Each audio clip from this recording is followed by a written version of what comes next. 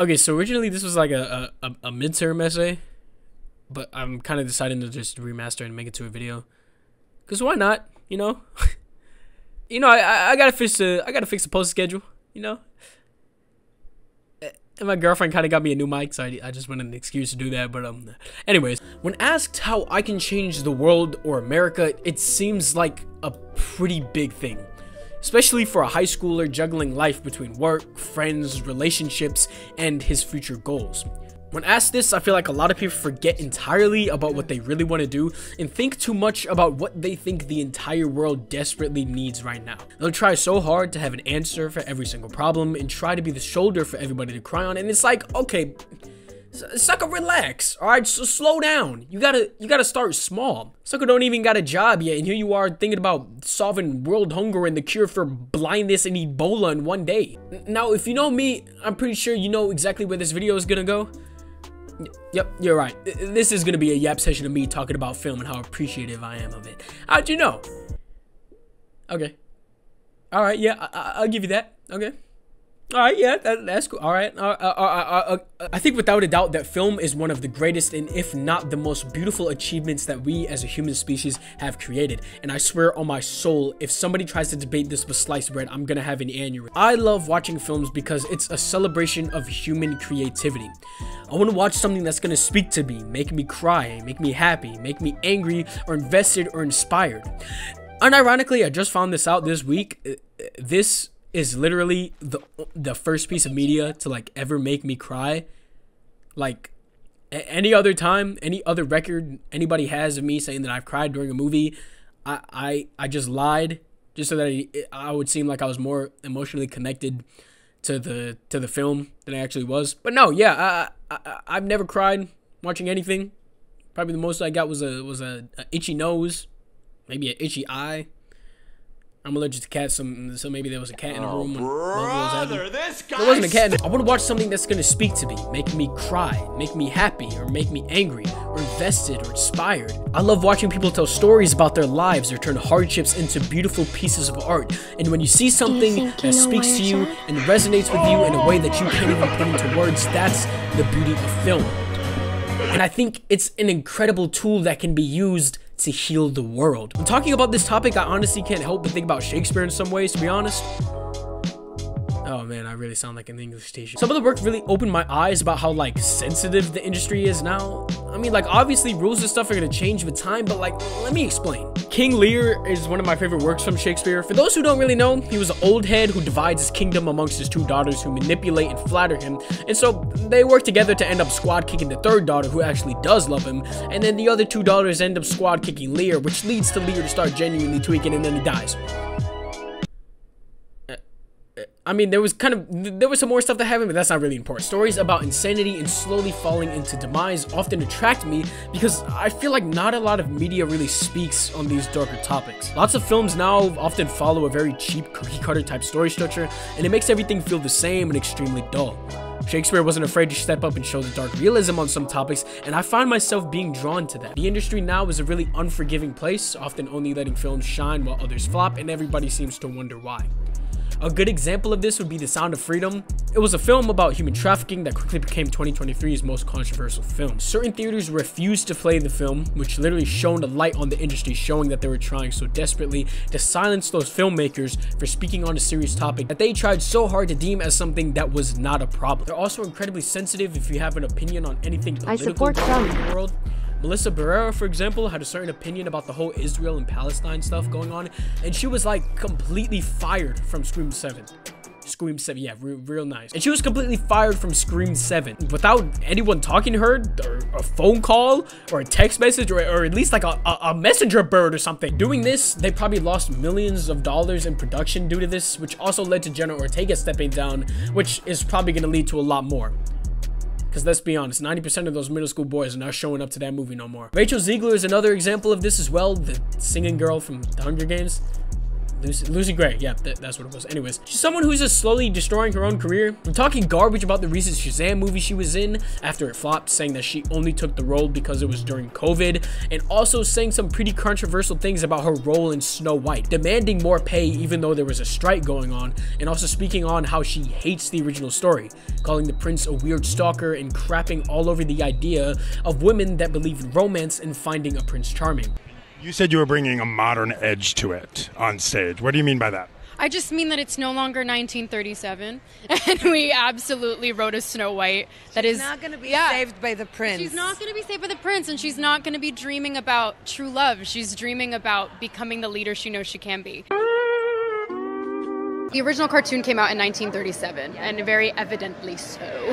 There is a big focus on her. This guy stinks! But since Disney wants to push for women's empowerment, they don't really care what she says. Now, before everybody calls me a sexist pig, I have no problem with this. If Disney wants to make a women's empowerment story, go ahead. I'm all for it. Heck, a lot of my favorite characters in media are female characters, but done right. An example I'm gonna go ahead and throw out there is gonna be Ellie Williams, probably my favorite female character in media. Ellie does a little, she does a little oopsie and accidentally wipes out half of the population of Seattle. Trying to get revenge. See, I use this example because I could see this being like a plot for a stupid, like, corny J-Lo movie that everybody would eat up, and I would be like, bro, that's like so corny. And then somebody would ask me like, but why didn't you think it was corny when Ellie Williams did it? Well, first of all, we got an entire game where we developed the great character of Joel as the absolute beast that he is, and then also we get to see more of Tommy in this game, seeing the absolute beast that he is. And Ellie is basically raised by these two in combat, so it makes sense where she gets these skills from. With the J-Lo movie, she's just able to do it because she's a woman and she had an ex-husband that told her that she wouldn't be anything, and then she ended up being something, and that ends up being it. You have to have a cause to have an effect. You can't just have an effect. I'm getting off track. I gotta get back on the freaking Rachel Ziegler thing. Anyways, don't change an iconic story just because you want to make someone a girl boss. Why not just come up with something different? This is something that media seems to be terrified of, is being different and fresh.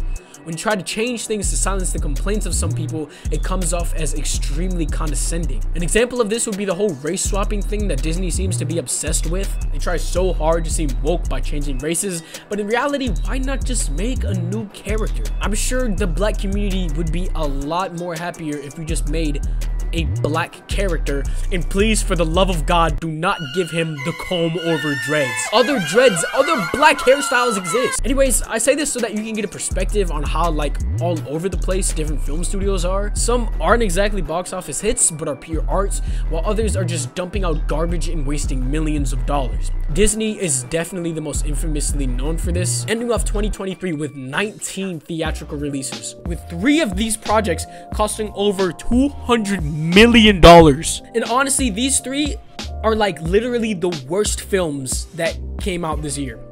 With Marvel's Secret Invasion, probably the worst thing that they had ever even put out, right next to She-Hulk.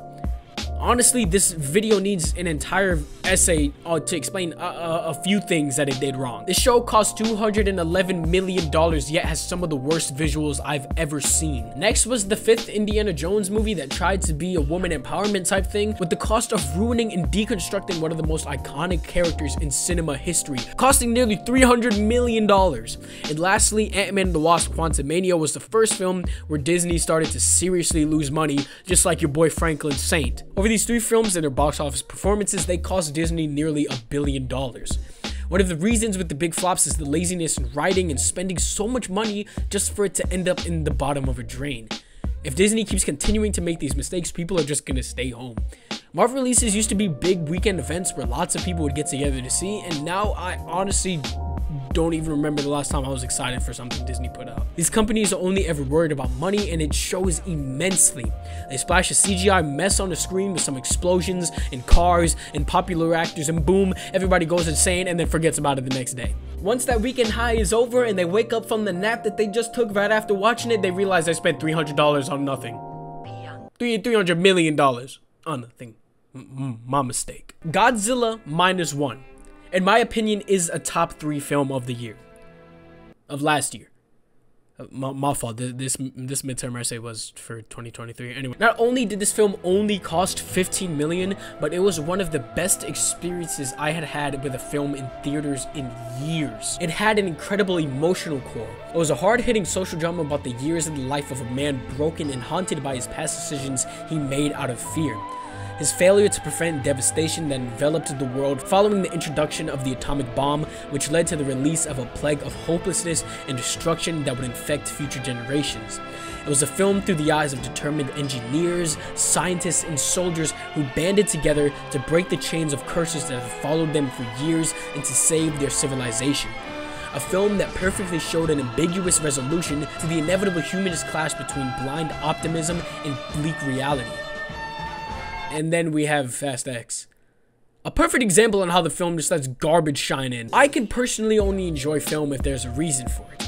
Now, I'm not saying you can't have dumb fun with films. A big point of film is to entertain. So yeah, you can enjoy crazy dumb movies, but there has to be something in it that draws you in. Transformers Dark of the Moon is one that comes to mind to me. Even though it's basically just robots fighting, this film set the bar for all blockbusters that came out after 2011. You can have fun, but there has to be a reason for it. At least one person has to walk away with something, and as you can tell, a lot of people walked away with something after watching this. For example, my first film, Television. I'm not sure a lot of people can relate with being an insomniac schizophrenic who sees a television demon man that forces them to do things, but I'm willing to bet that there are a lot of people that struggle with their faith. And I'm also willing to bet that there's a lot of people out there that have abusive families that affect them now, even though they've escaped that. And I'm willing to bet that there are people out there that have certain traumas that have scarred their trust for most people and fight it hard to open up to heal themselves. See, this is something that juggles these two things. On the surface, this film is a psychological thriller about a drug that makes you dream and see a figure that deceives you into death. But at its core, it's a film about trauma and how dealing with it in the wrong way can destroy you both mentally and spiritually. My mission and goal is to use film to reach people in the same way my favorite pieces of media and storytelling have reached me. Some films have taught me to be a better person, to change some habits, to appreciate more, and mostly to keep me inspired to reach my goal to change the world.